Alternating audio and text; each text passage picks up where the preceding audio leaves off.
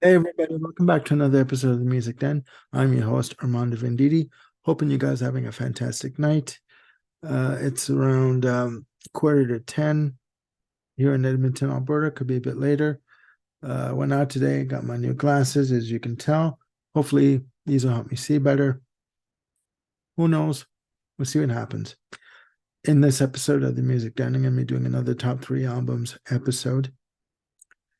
And I was trying to figure out and choose what group to talk about. And the group was just basically right in front of me. And I'm surprised I didn't do an album ranking or a top three album episode from these guys before now. The band are the Beatles. Um, Everyone knows the Beatles. You know, John Lennon, Paul McCartney, George Harrison, Ringo Starr, hailing from Liverpool, England, released their first album in 1963. What I didn't know in doing my research, I always want to do a little bit of research so I know what I'm talking about. And doing my research, I didn't realize that their contract with Parlophone, EMI, that they signed in the 60s had them releasing two albums a year. So from 1963 to 1969, they were releasing two albums a year. Like, bloody hell. I mean, to go basically your entire career, all right, and having to release two albums a year. An album a year is enough, but to do two albums a year. And back in those days, I mean, albums had at least 10 or 11 tracks per album. Whether you were doing covers or original material, that's still a lot of work. It's a lot of work. So I was quite surprised at this. And I've always been a fan of the Beatles since I was, my God, since I was about 10 years old.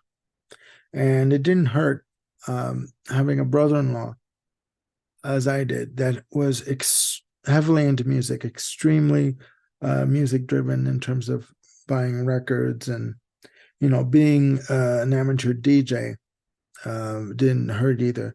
So he was always bringing over records, and he brought over his Beatles albums all the time for us to listen to. And I just fell in love with the Beatles. All I talked about were the Beatles. And someone once said to me, don't you like any other kind of music, like any other artists? And I tried to think, and I did. I obviously liked other artists, but the Beatles were always, on my mind. This was before I got into Queen so heavily. So I wanted to put together again my top three album list. Thing with me is I've always been a fan of the Beatles' uh, later work. Basically from I guess you'd say Rubber Soul, Revolver, uh, on. I was never really a fan. I mean, I listened to it like a song, like Please Please Me, Love Me Do and stuff, but I was never really a fan of that early stuff. I always liked the more complex arrangements, more symphonic elements that they used quite heavily in their later catalog. So I'm going to attempt to give you my top three albums listing for the Beatles. Okay. So, and even looking at this list, I already knew what my number one was going to be right from the get go. Number two and three were a bit iffy, but you know what? This is my list. I've got my list done. I'm going to stick to it. And here we go. And I should say that all of these albums from 63 to, from 63 to 69 were all produced by George Martin with the exception of Let It Be, which was compiled and produced by Phil Spector. So, starting at number three, coming in at number three, is Let It Be.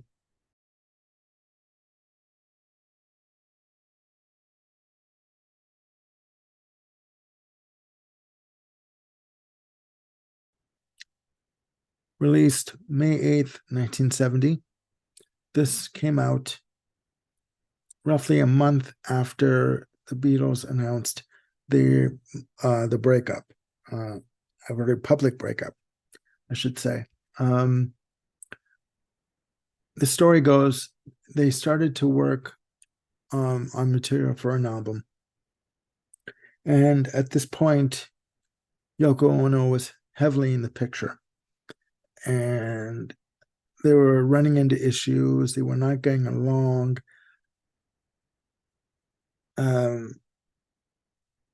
George Harrison would not turn up for sessions. He was having a major problem with Paul McCartney, who he saw as being quite dictatorial in the band, and so did John Lennon at the time, and Ringo Starr. These sessions went on for quite a while, and they produced sketches of ideas, but fully fledged songs were not coming forward. And the idea was scrapped, and then the band just basically stopped. This album is compiled of tracks that were put together before Abbey Road. Songs were put together, were pieced together, and if you listen to the album, it's put together very much by piecemeal. Little snippets here and there. But there are some fantastic tracks on this album. It starts off with Two of Us. And I've always loved this song. I've always loved the composition, the vocal harmony between Lennon and McCartney on this track, and the sentiment behind this track. It's almost like when you hear this song, the two of them are sitting outside on their porch or on a veranda on a summer night, much like tonight. And they're just basically talking over their musical journey together. But there is a sense of finality for me on this song. Even though it starts off the album, there is a sense of finality that they know that they've come to the end of the road musically, with each other and with the band. And when I hear this song, it literally brings me to tears. Like, no word of a lie. It is a beautiful piece of music. And I really had to mention it. I'm sorry. Other songs on the album, obviously, Get Back. And if you guys want to watch a fantastic in-depth documentary, please check out this documentary. It was released about a year and a half ago through Disney, and it's available on Blu-ray and DVD, and it's quite expensive. I think it's about $145.99, but please check it out. Getting back to the ranking. Other songs on the album are I Dig a Pony.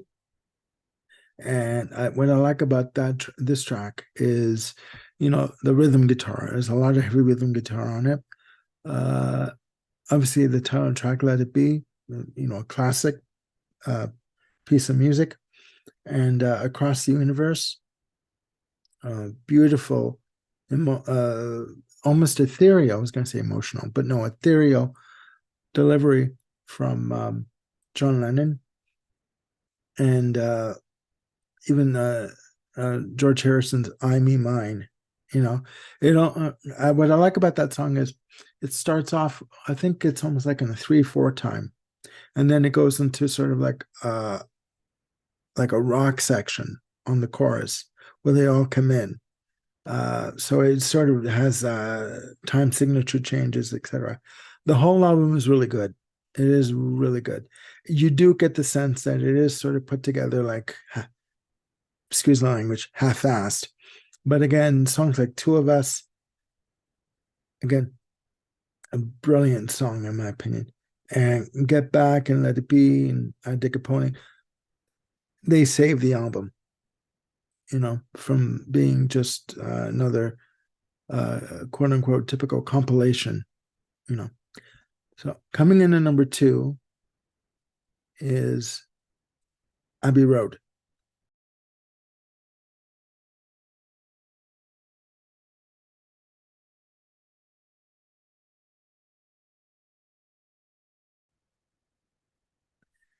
This album was going to be my number 1. I've always loved this album. Even as a kid, I mentioned my brother-in-law, Mario, who unfortunately is no longer with us, ex-brother-in-law, I should say.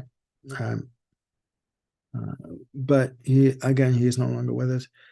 He had tapes upon tapes upon tapes of music from this album that he would put together on compilation tapes, and we would listen to it, and I just fell in love with the music on this album. And not for the ones that you would think I would fall in, like Come Together. I mean, those are good. The album starts with Come Together. First of all, a little bit of background. It was released as the official last album by the Beatles, released September 26, 1969. This was where, after the sessions for what would be Let It Be fell apart, Paul McCartney called George Martin and said, we want to go in the studio and do one more album. Would you be interested in producing? And George Martin said, I will be interested in producing if you let me produce. If there are no shenanigans, no crazy shit going on, nobody taking off during recordings, we just buckle down and we do a good back to basics rock album or whatever you want to do. But we have to concentrate. We have to get this done. So they all agreed. And now came Abbey Road. An amazing album. It starts off with Come Together, the George Harrison track, Something, which, by the way, is one of Elvis Presley's favorite tracks. Other songs on side 1 alone are Octopus's Garden, a cute little ditty from Ringo's Starr.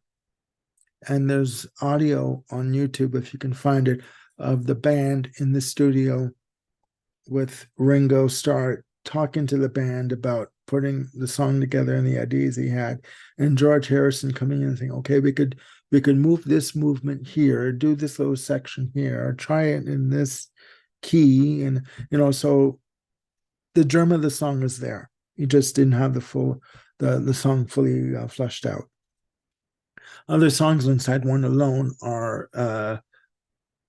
I Want You, She's So Heavy, Maxwell Silver Hammer, which I loved that song as a kid. I could not get enough of this song as a kid. I loved it. And Mario, my brother-in-law at the time, would just sit there and laugh. Because if you think about it, it's about this kid who would like to come up behind people and bash them over the head with his silver hammer. But it was delivered in such a poetic way, so I just loved it. Side 2 starts with Here Comes the Sun. A beautiful song, just melodic, lush, memorable from top to bottom. Then comes the track Because. Excuse me, long day here. And then from after Because comes the lengthy medley suite with songs like You Never Give Me Your Money, I'm going in. I'm not going to be going in order here. You never give me your money. Uh, Mean Mr. Mustard, Polythene Pam, Golden Slumbers, Carry That Weight. You know, songs like that. The End, which, by the way, is the one and only song ever recorded on the Beatles album that features a Ringo Starr drum solo. Okay. I thought when I heard it that it was Paul McCartney doing drums on that track, but no, it's Ringo Starr, apparently. And the album ends off with a little 17-second track called Her Majesty. You know, this album for me was just amazing. And I remember my sister Anna would take me to our local mall in Toronto named Yorkdale Mall. And she would buy me albums from time to time, most of the time. All my three sisters did this.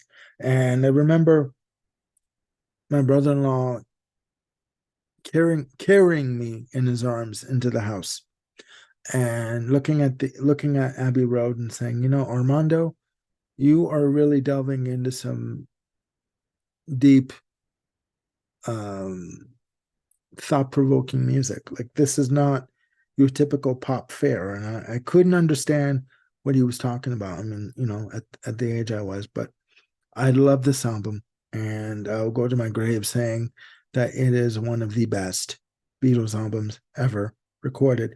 It is a shame that John Lennon says that had said that the side two medley was a piece of crap. I don't understand it. I guess because he recorded it or was a part of it, he could say that or get away with it. But I could never understand that. I think it's beautiful. I think it's a piece of art. This album is, in fact, a piece of art. It should be in an art museum under, you know, a display glass or something. Can you tell I love this album? So, um, but coming in at number one is boy, Sergeant Pepper's Lonely Hearts Club Band.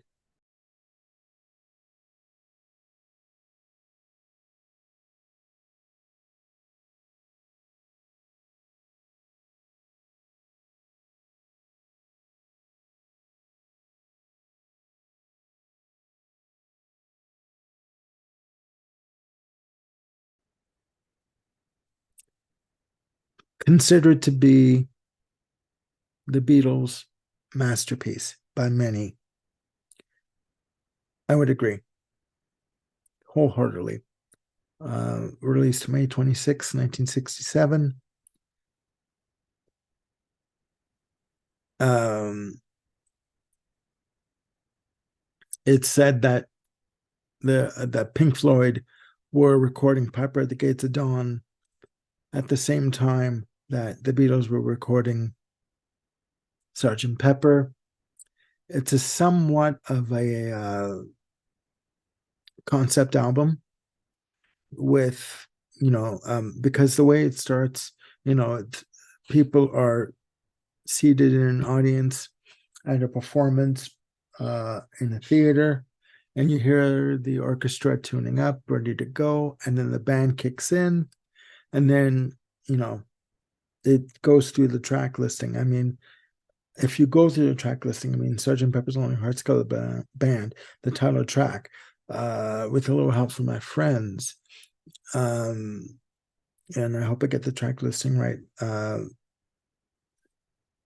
You know, Fixing a Hole, uh, She's Leaving Home, um, It's Getting Better, um, being for the benefit of Mr. Kite.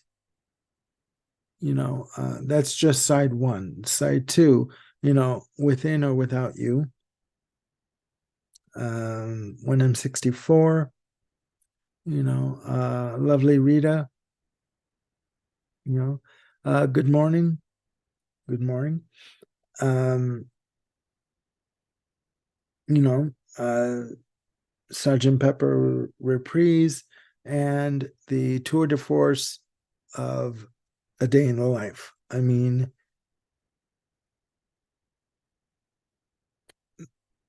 this album for me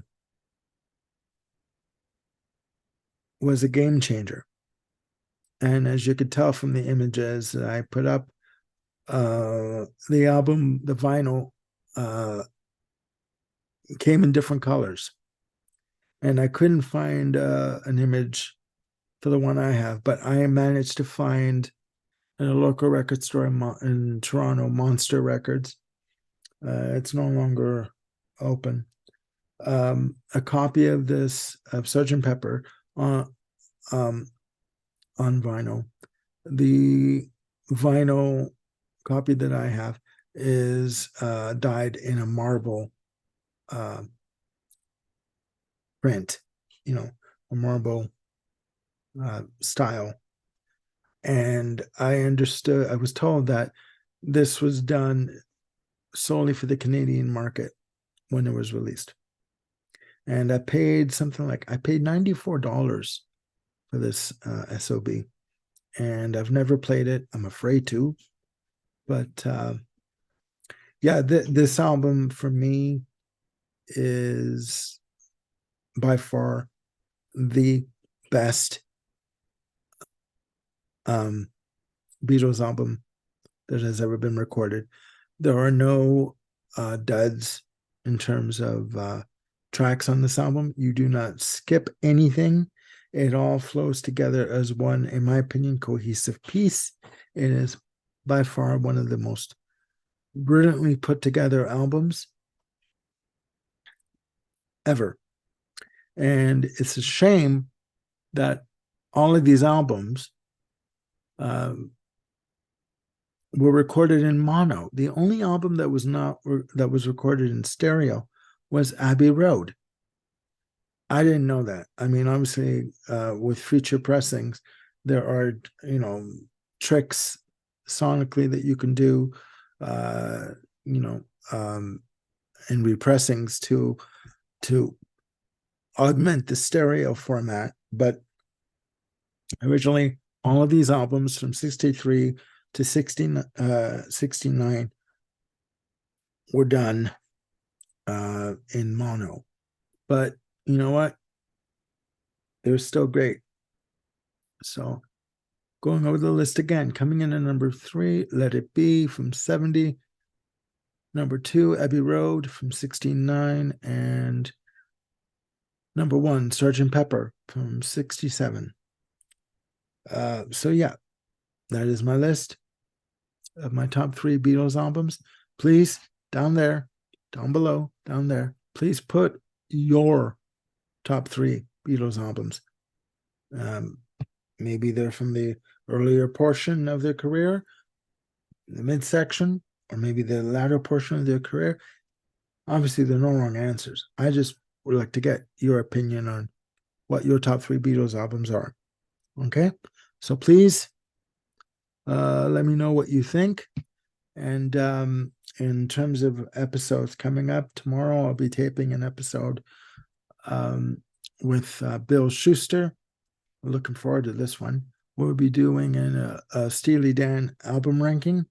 It's going to be a long one, guys. So when you watch it, grab some popcorn or food, preferably nachos, and something to drink, and sit back and enjoy. I'm also going to be doing an episode on discussion of Kiss Harder Than Hell with Mr. Peter Kent. That's going to be taped on Saturday.